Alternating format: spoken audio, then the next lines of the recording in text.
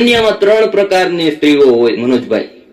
પહેલી સ્ત્રી જેને આપણે પ્રેમ કરીએ, પહેલી સ્ત્રી જેને આપણે પ્રેમ કરીએ, બીજી સ્ત્રી જે આપણને પ્રેમ કરે, બીજી સ્ત્રી જે આપણને પ્રેમ કરે, અને ત્રીજી સ્ત્રી જેની હારે આપણા લગ્ન થાય.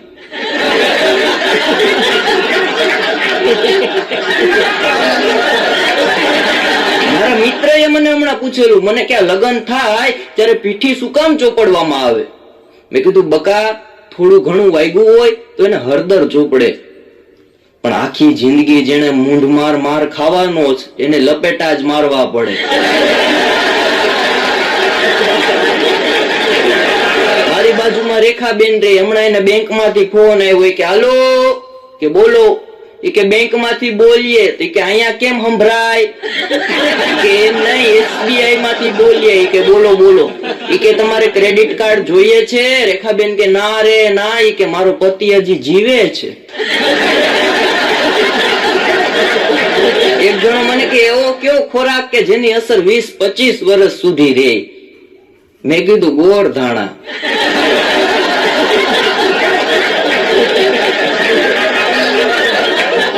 એક જણાની પત્નીને નાક કરડી ગયો, એટલે મેં કીધું ઓય તારી પત્નીને નાક કરડી ગયો. મને કે એમાં કઈ મૂંઝાવાનું ન હોય, પણ મેં કીધું ડાલા મથા જેવો નાગ કરડી ગયો. મને કેવા ટેન્શન લ્યો માં?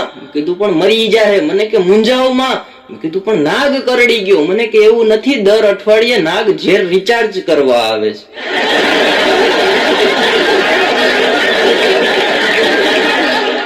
અને મૂળ ચાઇનાની કંપની ઓપ્પો ને વિવો, આ મૂળ ચાઇનાની કંપની, પણ ગુજરાતીની કંપની હોત, ગુજરાતના કોઈક માણસે બનાવ્યો તો આનું નામ શું હોત? ઓપ્પો ને જીવો. મોબાઈલ ભાઈ ઉપાડા લીધા કોઈ અત્યારે ભૂકા કાઢી નાખે. એક બુકમાં મેં વાંચેલું મનોજભાઈ, એક બુકમાં એક જ લીટી નહોતું, પણ બહુ વાત જોરદાર એને કહી દીધી કે મારી 9 વર્ષની દીકરી આજે ટેકનોલોજીના અભાવે 19 વર્ષની થઈ ગઈ. મારી 9 વર્ષની દીકરી આજે ટેકનોલોજીના અભાવે 19 વર્ષની થઈ ગઈ. અને અટાણે માણસોને 2 વસ્તુ ગોટારે ચડાવી દે, એક ટીવી અને બીજું બીવી. બેમાં થોડો થોડો તફાવત છે. પહેલો તફાવત તમને કહી દઉં, ટીવીમાં સ્વિચ આવે બંધ કરવાની. ટીવી ચાલુ થાય. બીજો તફાવત કહી દઉં, ટીવી બગડ્યું હોય તો રિપેર થાય, બીવી બગડે તો કોઈના બાપનું ન માને. અને છેલ્લો તફાવત કહી દઉં, ટીવી વાળા સ્કીમ કાઢે, જૂનું લઈ જાઓ, જૂનું દઈ જાઓ અને નવું લઈ જાઓ. આમાં આપણે કહીએ ધંધા વેચા પાડી.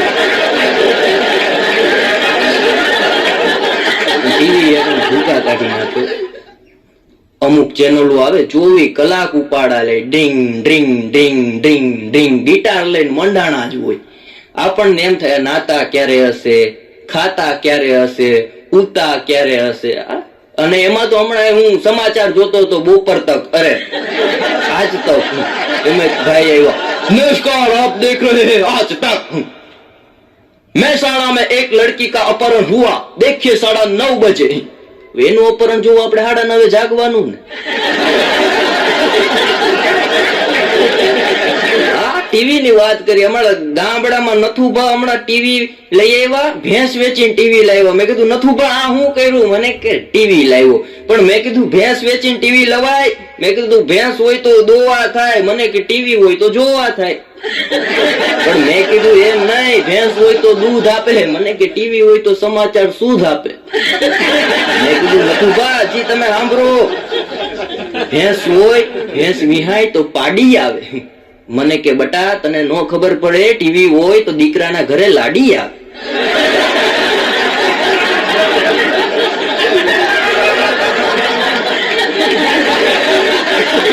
ભાઈ નથુભા અમારે એવા સરસ મજાના માણસ, શું વાત કરવી.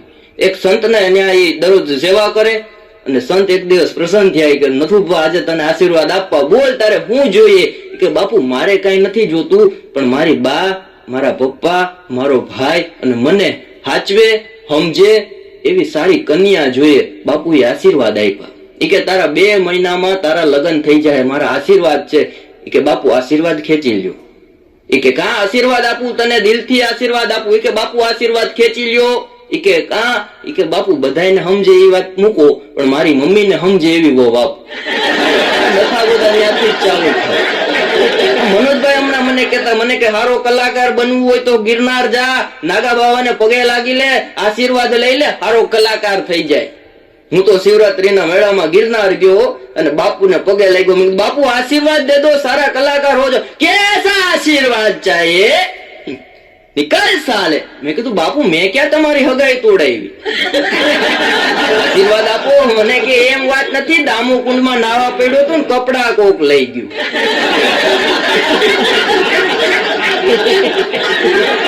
પોતાની પત્નીને પ્રેમ કરે એને રામ કહેવાય, પણ બાજુ વાળાને ન્યાય કરવા જાય એને આસારામ કહેવાય. જગતના ભૂકા કાઢી નાખે એવા જેઠાલાલ.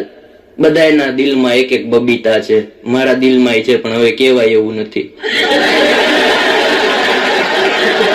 એક છોકરી મને કે હું તમને પ્રેમ કરું છું. મેં કીધું કેટલો કરે? મને કે તમારી જેટલો જ.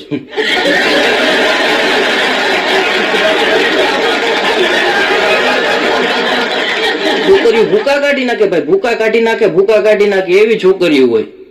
આ એક છોકરીએ એક છોકરાને કીધું તું મને પ્રેમ કરે છે? કે હા તને પ્રેમ કરું છું. કે કેટલો કરે? કે તું કરે એટલો. છોકરીએ ફેરવીને લાપટ મારી. કે મને એમ કે નાલાયક તું સાચો પ્રેમ કરતો હોય. પ્રેમની વાતો હું બહુ ઓછી કરું, હગાઈ થઈ ગઈ એટલે. પેલા કરતો. અને ભલ ભલા પુરુષની ભૂખ મરી જાય, ભલ ભલા પુરુષની ભૂખ મરી જાય.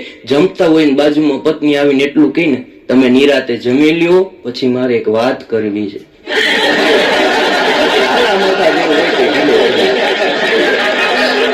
આ જેટલા પુરુષો બેઠા આમાંથી 3-4 રોટલી ખાતા હોય, કોઈ 8 રોટલી ખાતું હોય, કોઈ 10 રોટલી ખાતું હોય, કોઈ 12 રોટલી ખાતું હોય, પણ એનાથી વધારે કોઈ ન ખાઈ શકે. પણ 12 રોટલી કે 10 રોટલી ખાતા હોય ને જમતા જમતા ખાલી એટલું કે ગાંડી અથાણું છે, એટલે ત્યારે એમ નહીં સમજતા કે આને શાકમાં મજા ન આવી. શાક હાવ બોગસના પેટનું છે, પણ ભળનો દીકરો કઈ શકે એમ નથી.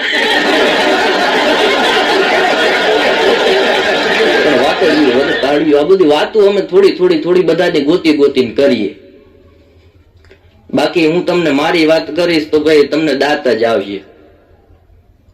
મારી હગાઈ થઈ, મારા સસરાએ મને ચેસ આપી. મેં કીધું પપ્પા આ ચેસ આપવાનું કારણ શું? મને કે મારી વર્ષોની ઈચ્છા હતી કે મારા દીકરીની સગાઈ થાય ને મારા જમાઈને હું હાથી ઘોડા આપું. નથુની વાત કરતો તો નથુની ઘરવાળી કે હું મરી જાઉં તો તમારું હું થાય? નથુ કે હું ગાંડો થઈ જાઉં.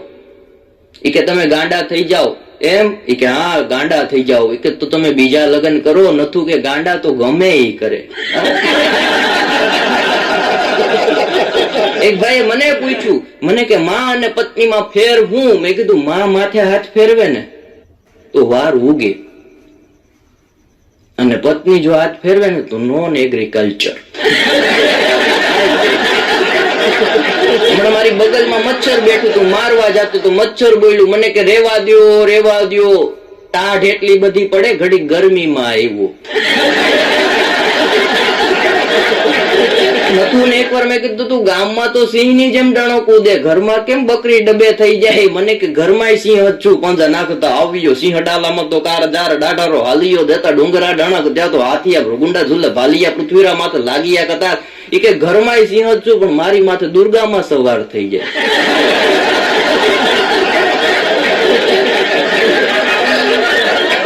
નથુની ઘરવાળી એકવાર કીધું કે તમને જ્યારે એમ કહું મારે પિયર આવો ત્યારે તમે ના કેમ પાડો? નથુ કે ભાઈ આપણે એકવાર જ્યાંથી છેતરાણા હોઈએ ને ત્યાં પાણી મૂક્યું, બીજી વાર જવાનું નહીં. એક પત્ની એના પતિને હવારમાં કીધું કે બકા કે હા, કે મારું અડધું માથું દુખે. ઓલો કે ઈ તો ગાંડી હોય એટલું દુખે. તેજી મેં ભાઈ નાખું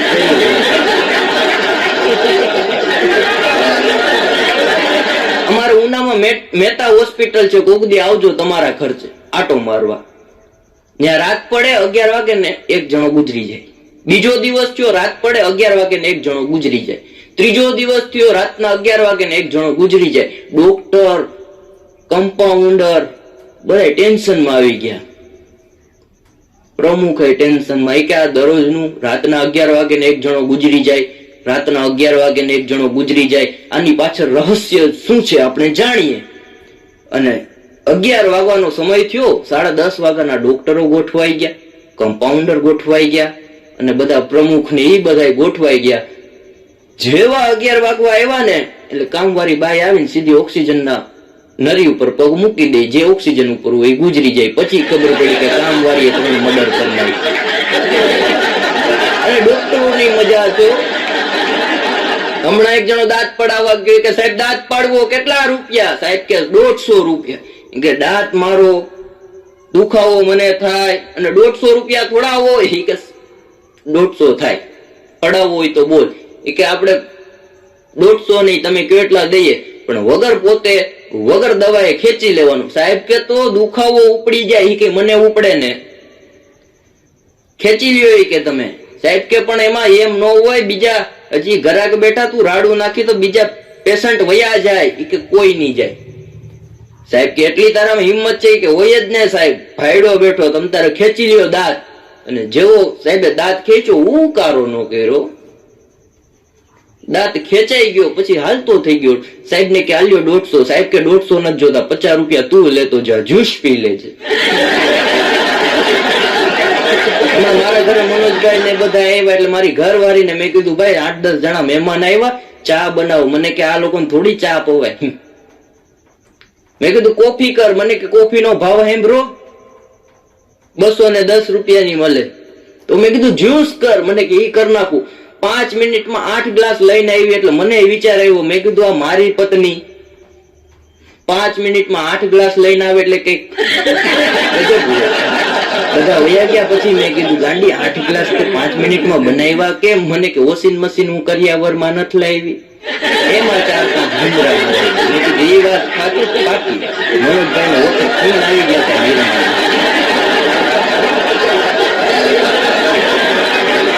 પણ સાહેબે 50 રૂપિયા આપ્યા કે આલે 50 તું જ્યુસ પી લેજે. એટલે પેશન્ટ તો વયો ગયો. પણ 4-5 દી પછી બધા ડોક્ટરોનો સેમિનાર થયો. એમાં ડોક્ટરો બધા ભેગા થયા. એમાં ડેન્ટિસ્ટ 2 જણા અમે વાતું કરતા કે 3 દી પહેલા એવો પેશન્ટ આવ્યો ને 32 વર્ષની પ્રેક્ટિસમાં કોઈ દી એવો પેશન્ટ નથી જોયો. કે કેવો પેશન્ટ હતો? કે દાંત પાડ્યો, ઉકારો ન કર્યો. કે તો બીજા ડોક્ટર હતા કે લાંબો ને કાળિયો હતો. કે હા. મૂછું આમ ક્રોસમાં હતી. કે હા. કે પોતું મારી ત્યાં મરાવીને ગયો હતો. મેં એને કીધું અડધી કલાક બહાર બેઠ, તો એ તારે ન્યાય આવ્યો.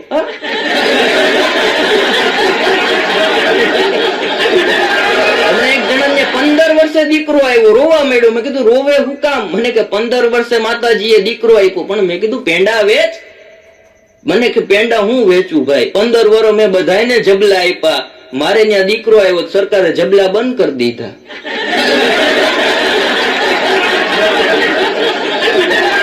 સરકારની મજા છે.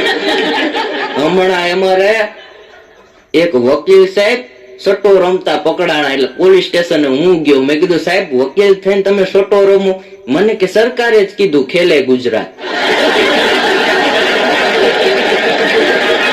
2011માં એક ભાઈની જાનમાં હું ગયો હતો, કડકડતી ઠંડી. અને જાનમાં અમે ગયા. પણ જાનમાં ગયા ને એ ભેગા તો સાહેબ અમારું સ્વાગત કર્યું એ લોકોએ ફટાણામાં. અને પહેલી વાર જિંદગીમાં આપણે ફટાણું સાંભળેલું કે ક્યાંથી આવ્યા રે, ક્યાંથી આવ્યા રે, અરે ક્યાંથી આવ્યા રે, ક્યાંથી આવ્યા રે, આવા બળદના ઓઘા જેવા ક્યાંથી આવ્યા રે. ઇન્વિટેશન આપ્યું ને